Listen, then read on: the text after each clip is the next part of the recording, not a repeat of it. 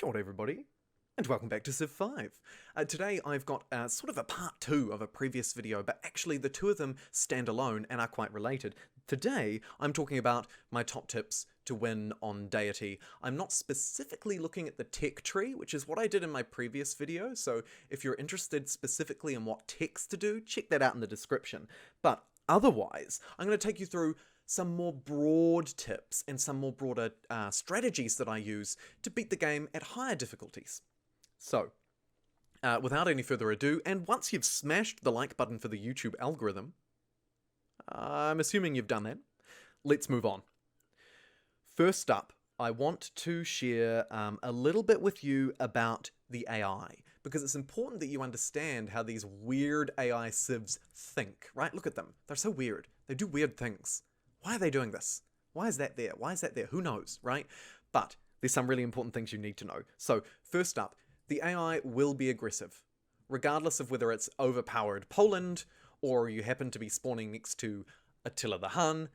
They're going to be aggressive and your map is going to look like this, okay? So you need to prepare for that. And I think the best way to do it is to ensure that each one of your cities has at least three, more if you can, but ideally 3 ranged units. Now, if your cities are really sparse, right, let's say you're St. Petersburg and then you're Venice, then you want 3 at each. However, if you're sort of landlocked in a situation like this, where you have Attila up here, some city-states, and then you down here, you can probably get away with having 3 in Venice and none down here in your second city, because you know that Attila's going to have to move through Venice, right? So be smart, but definitely any city that's in danger should have 3 ranged units. Another thing to remember is that if you jump in and talk with the AI, and you can negotiate peace with them, and they will accept a deal. Usually, if you just offer them a blank peace deal, they'll accept it. Which is kind of a bit cheap, so fair enough if you don't want to use it, but the offer is there. If you want to do it more legitimately, what you can do is discuss with an AI. So you can come in, hi Catherine, how you doing? You can trade with her, and you can discuss with her, and you can discuss and say, hey, how about we go to war against someone? Now, if you can convince her to go to war with Attila, which she won't, but you know, if you're not totally annoying them like I have, the AI won't declare war on you if they're fighting someone else because they're worried about the resources. So you can get in quick and sort of do a shared war against a common foe. Now, those are my tips for the AI. Now I want to move on to science. Now I did cover it a lot in another video where I went through all of the different techs that I like, the order that I build them in, and why. But there are some other broader things that I want to cover. So firstly, with the National College, it's really important. Really, really, really important. You want your National College out on standard speed before turn 100. Okay? Really push for that. So on quick, it's turn 67, so on and so forth. My recommended strategy is that you go 2 or 3 cities, right? So you get Attila's court and you get Hawara. Maybe a third, but 2 is manageable because you need a library in each city before you can build the National College. So have your capital, expand once more, get their libraries, build the National College. Maybe you could do a third, 2 or 3, build the National College, and then worry about your 4th and, if you want, a fifth city. That's a way to ensure that you get the National College out in a reasonable time frame. Next up, I want to talk cultural policies. I won't stay too long on this, but go tradition. Yes, I know that liberty is good, and there are some really good bonuses in liberty that can help you settle fast, right? Most definitely. Help you settle fast, help you get some extra builders, and that's really cool, and it can work. But by and large, especially if you're doing this for the first time, if you're fighting a new difficulty for the first time, go tradition. And I've talked about tradition in previous videos and why it matters. So feel free to look at those. But because particularly you're starting with just a small number and you're pushing the National College rather than trying to spread as quickly as possible, go tradition. Generally, just go tradition. I think I've said go tradition about 10 times, so I won't say it again. You've probably got the message. Next up is wonders. Wonders. In Civ 5, they are a lot better than Civ 6, right? In general, they are. The Great Library, for example, is a really tasty one. We know that. The trouble is, because of the way the difficulty works in Civ 6 and the scaling of the difficulty, which I'll touch on in a little bit in a second, the AI spawns with such a huge advantage that you'll never be able to build the Great Library before one of them will beat you to it. Chances are, if you play right, you're probably going to catch up to the AI around the modern era, maybe slightly earlier, maybe slightly later, but you're probably going to be on level footing with them by here. So it's going to take a lot. A lot of the game you'll feel like you're behind, because you are, because they spawned with such ridiculous advantages, right? So it makes sense.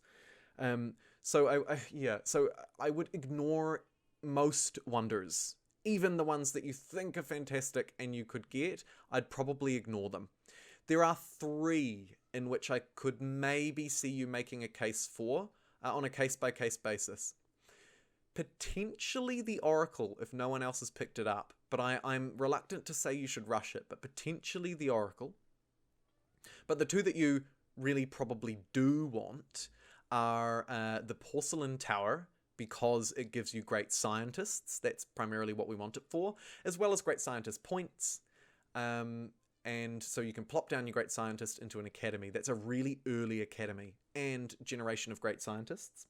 And then the other one way later is the Hubble Space Telescope, which I covered more in my separate science strategy video. So again, do check that out. Link in the description below. In general, on wonders, don't bother. They're not that good, really. And the AI will beat you to all of them pre-modern era, probably. Next up, I did want to talk a little bit more about the AI's advantages, and specifically here on starting locations. So the AI will spawn with a lot of units, which is why I recommended you have 3 ranged units in any city which needs defending. You can support it with melee ones as well. But the other thing to remember is about start locations, right? So let's say you're Ragusa and you started here, which is not a terrible spot to start, and you can see now that it's all improved. It's actually pretty decent. So your start points will be 25% less in comparison to Prince difficulty. What that means is you're less likely to get a really favorable starting position. Okay, so the way to work around that is to either settle on top of a resource to instantly connect it to the city. Now you can't get the bonuses from the improved tile, but you can immediately connect a resource. So that's one way to sort of get around the unfavorable starting positions, is just to instantly settle on a resource to instantly claim it. The other thing to bear in mind is that you're going to want to get your scouts out fast, because at least your second city location needs to be well researched. So spawn, of course you're not playing with Venice, but spawn and send your warrior if you can, and then send probably 1 to 2 scouts out. Look for those goodie huts, they'll provide you with little bonuses, but also be on the lookout for where you need to settle next and where your foes are. Map knowledge cannot be understated, particularly at the deity level.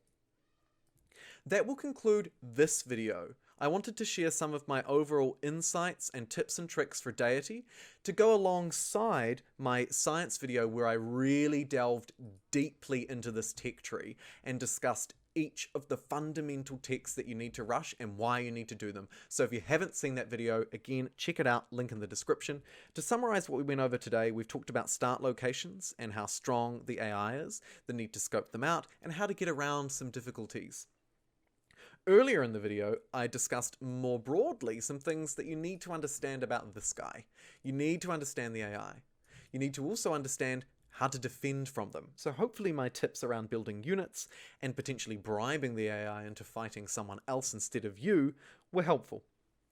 We also talked about science, the incredible strength of academies, the need to build your national college as quickly as you can. We talked about culture. Go tradition. Come on, fam. And we talked about wonders. Don't bother, except for those couple of gems that I mentioned. Thank you so much for watching this video on my quick tips and trick guide to deity. If you enjoyed, please do leave that like rating, and otherwise, I'll catch you in the next one.